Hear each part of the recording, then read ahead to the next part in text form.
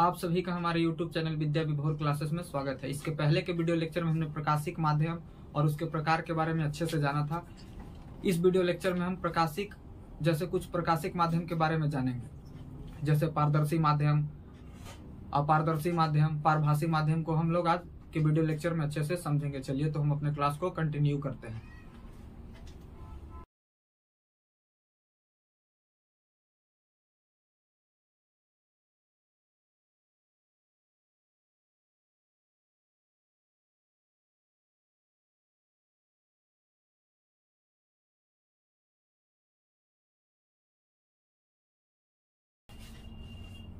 तो चलिए हमने यहाँ पे लिख लिया। पहले नंबर पे हमने पारदर्शी पदार्थ को लिखा है, दूसरे नंबर पे अपारदर्शी पदार्थ को और तीसरे नंबर पे पारभासी पदार्थ को।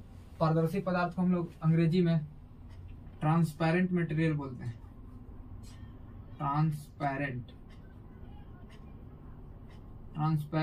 यहाँ पदार्थ है तो पदार्थ के लिए आप अंग्रेजी वर्ड मैटर, सब्सटेंस, मटेरियल भी यूज कर सकते हैं। तो हम यहाँ लिख लेते हैं सबस्टांस, लिख लेते हैं सबस्टांस,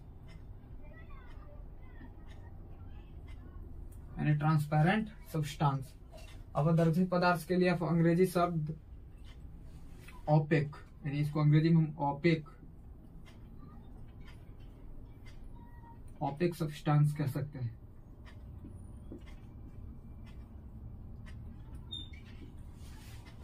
पारभासी पदार्थ को अंग्रेजी में ट्रांसलूसेंट सबस्टांस कहते हैं।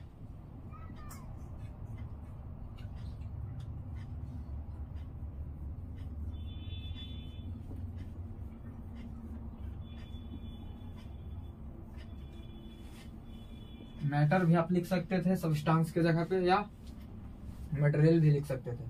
तो चलिए हम बारी बारी से इनको परिभाषित करते हैं। कुछ प्रकाशिक माध्यम, पहला पारदर्शी पदार्थ ट्रांसपेरेंट सबस्टांस, दूसरा अपारदर्शी पदार्थ ओपेक सबस्टांस, तीसरा पारभासी पदार्थ ट्रांसलूसेंट सबस्टांस। तो चलिए बारी बारी से इनको हम डिफाइन कर लेते हैं।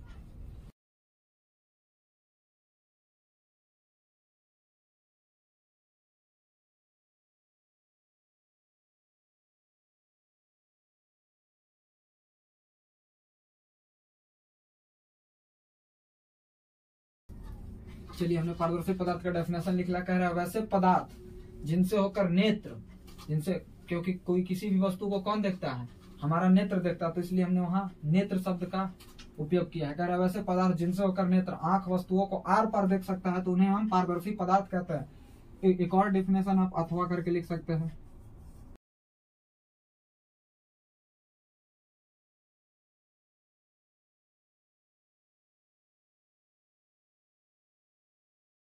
चलिए हमने एक और डेफिनेशन लिख लिया। वैसे पदार्थ जिनसे होकर प्रकाश की किरणें आर पार निकल जाती है, तो उन्हें हम पारदर्शी पदार्थ कहते हैं। जैसे आपने जीवन में ऐसे बहुत सारी वस्तुएं देखा होगा जिससे होकर हम वस्तुओं को आर पार देख पाते हैं।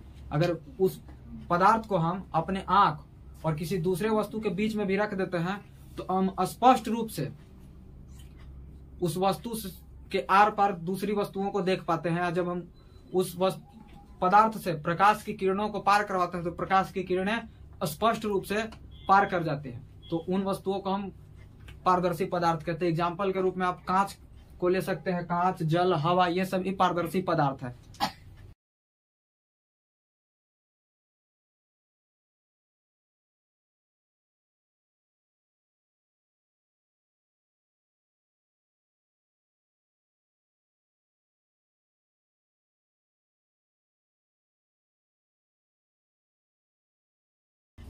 चलिए एग्जाम्पल के रूप में हमने लिख लिया कांच, शीशा। शीशा के ब्रैकेट में हमने लिखा बिना कले की हो, यानी जब हम शीशा की एक सतह को पेंट कर देते हैं तो उसका दूसरा सतह परावर्तक बन जाता है, जिसके कारण प्रकाश की किरणें उस शीशा के दूसरी तरफ नहीं जा पाती है। तो अतः बिना पेंट किया हुआ शीशा, वही हमने यहाँ लिखा बिना कले किया हुआ शीशा। हम यहाँ लिख सकते थे बिना पेंट किया हुआ शीशा। साफ पानी, बिल्कुल साफ पानी जिसमें कचरा नहीं मिला हो, तो वो भी एक तरह का पारदर्शी पदार्थ होता है। अगर उससे आप प्रकाश की किरणों को पार कराएंगे तो प्रकाश की किरणें स्पष्टता पार होगी। आपने यह घर पे देखा होगा कि जब आप बाल्टी में पानी भरते हैं, तो पानी भरने के दौरान बाल्टी का पेंदी आपको स्पष्ट दिखाई देता है। ऐसा इसलिए होता है क्योंकि पानी बिल्कुल स्वच्छ होता है, साफ होता है, जिसके कारण वह एक प्रकार का पारदर्शी माध्यम बन जाता है और उससे होकर हम बाल्टी के सतह को स्पष्टता देख पाते हैं। स्वच्छ हवा, तो हमारे आसपास हवा का अनावरण है, यानी जहां हम लोग रहते हैं वहां हवा है, हवा में ऑक्सीजन है। तो ये हवा क्या है? शुद्ध हवा है, यानी स्वच्छ हवा है।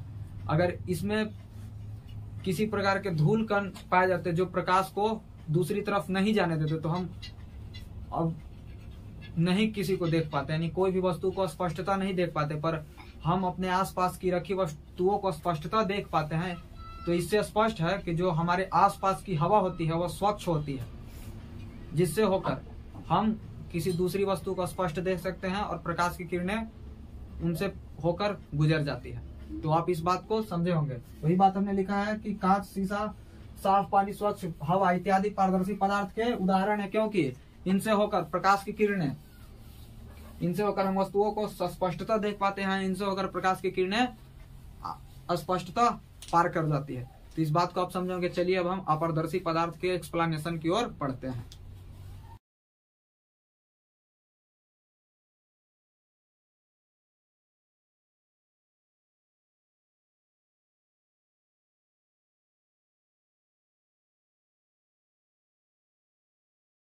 चलिए हमने डेफिनेशन लिख लिया है।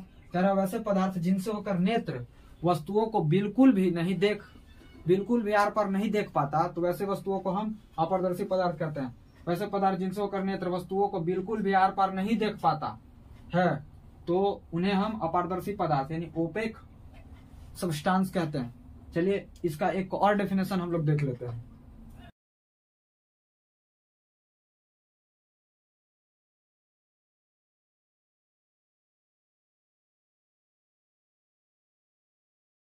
हमने लिख लिया कि वैसे पदार्थ जिनसे होकर प्रकाश की किरणें आर पार नहीं हो सकती, तो उन्हें हम अपारदर्शी पदार्थ कहते हैं। अब चलिए इनके एग्जाम्पल्स देखते हैं, उदाहरण देखते हैं।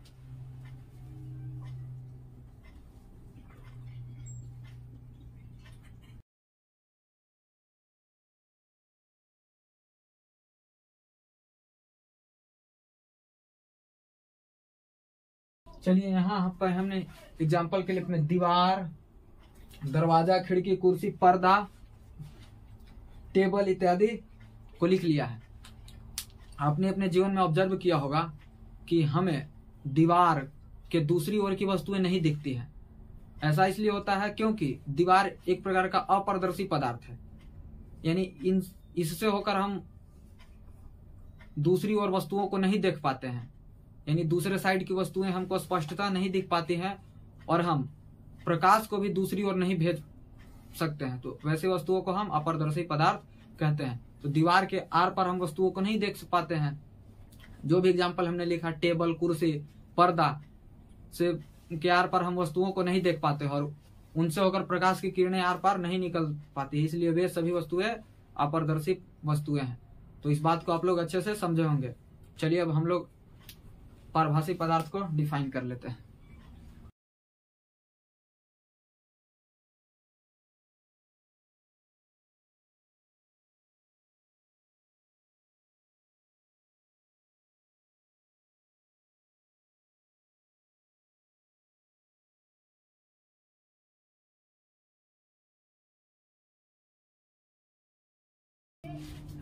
चलिए तो हमने यहाँ पर डेफिनेशन लिख लिया। कह रहा है डेफिनेशन कि वैसे पदार्थ जिनसे होकर हमारा नेत्र वस्तुओं को बिल्कुल स्पष्टता नहीं देख पाता है, अर्थात देखने पर धुंधलापन प्रतीत होता है, तो हम वैसे पदार्थों को पारभासी पदार्थ अर्थात ट्रांसलूसेंट सब्सटेंस, मैटर या मटेरियल बोलते हैं।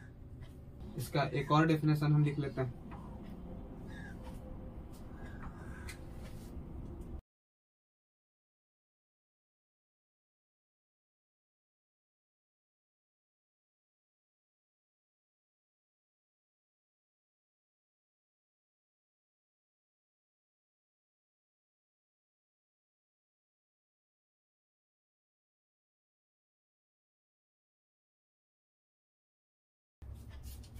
चलिए तो हमने यहाँ पे एक और डेफिनेशन लिख लिया। कह रहा है कि वैसे पदार्थ जिनको प्रकाश की किरणें पूर्णतः पार नहीं कर पाते हैं, अर्थात प्रकाश की कुछ किरणें पार कर पाते हैं और कुछ किरणें पार नहीं कर पाते, बल्कि वह पुनः उसी दिशा में परावर्तित होकर लौट जाती है। तो ऐसे पदार्थ को हम पारभासी पदार्थ कहते हैं। जैसे अब अपने जीवन में घिसा हुआ कांच को ले सकते हैं। जब आप घिसे हुए कांच से होकर वस्तुओं को देखना चाहेंगे तो आपका आंख स्थिर नहीं रह पाएगा, यानी आपका आंख बंद होने लगेगा और आंखों में आंसू आ जाएगा, यानी उस घिसे हुए कांच के दूसरे साइड की वस्तुएं आपको स्पष्टता नहीं दिखाई पड़ेंगे, धुंधलापन प्रतीत होगा। और उनसे प्रकाश की किरणों को परावर्तित करने पर प्रकाश की कुछ किरणें परावर्तित हो पाएंगी और कुछ किरणें पुनः उसी डायरेक्शन में वापस लौट जाएगी, जिससे आपका आंख विचलित हो जाएगा। तो आपने अपने जीवन में ऐसे वस्तुओं को जरूर देखा होगा। तो अब हम एग्जाम्पल के रूप में लिख सकते हैं घिसा हुआ कांच, तेल से भिगोया हुआ कागज, चिकना कागज, तेल लगा हुआ कांच इत्यादि, या पुराना कांच जिसपे बहुत ज्यादा मात्रा में धूल कण लगे हुए हो, तो वह भी एक प्रकार का पारभासी माध्यम है, क्योंकि उससे भी होकर हम वस्तुओं को स्पष्ट नहीं देख पाएंगे। आपने अपने जीवन में ऑब्जर्व किया होगा, जब आपके घर के आईने पर ज्यादा धूल कण पड़ जाते हैं तो आप उसमें अपना चेहरा स्पष्ट नहीं देख पाते हैं, यानी आप जब अपना चेहरा देखने की कोशिश करते हैं तो आपको अपना चेहरा स्पष्ट नहीं दिखाई पड़ता है, धुंधलापन प्रतीत होता है। तो इससे स्पष्ट होता है कि धूल लगा हुआ कांच या आईना भी एक प्रकार का पारभासी पदार्थ है। तो चलिए अब हम एग्जाम्पल लिख लेते हैं यहाँ पे।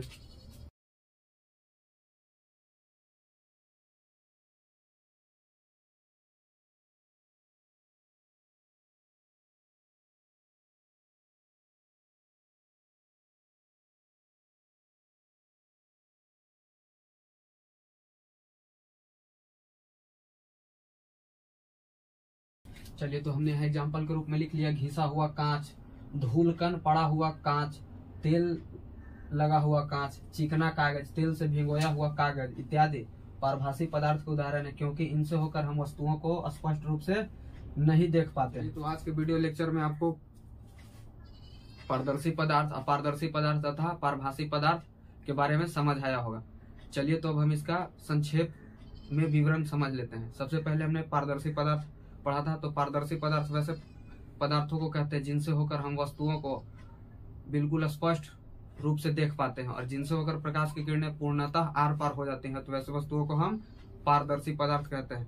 एग्जाम्पल के रूप में आप कांच ले सकते हैं, स्वच्छ जल, स्वच्छ हवा, लेंस भी ले सकते हैं। लेंस भी एक प्रकार का पारदर्शी पदार्थ है जिससे होकर हम वस्तुओं को स्पष्ट देख पाते हैं। अगला हमने पढ़ाया अपारदर्शी पदार्थ।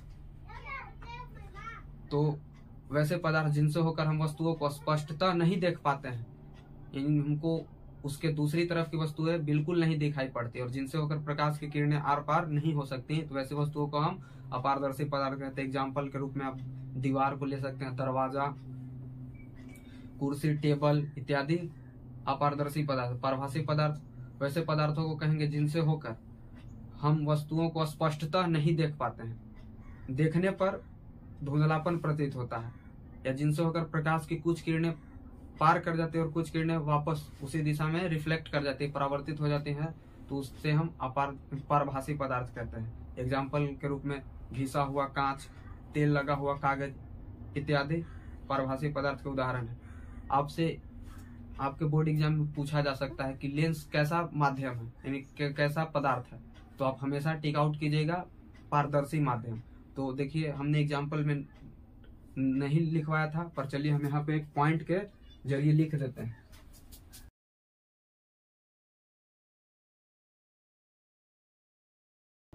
चलिए, हमने यहाँ पे लिख दिया कि लेंस एक पारदर्शी माध्यम है, अर्थात ट्रांसपेरेंट मीडियम है। तो आज के वीडियो लेक्चर में बस इतना ही, फिर मिलेंगे किसी नए वीडियो लेक्चर में कोई नए टॉपिक के साथ। बाकी आप सभी का धन्यवाद।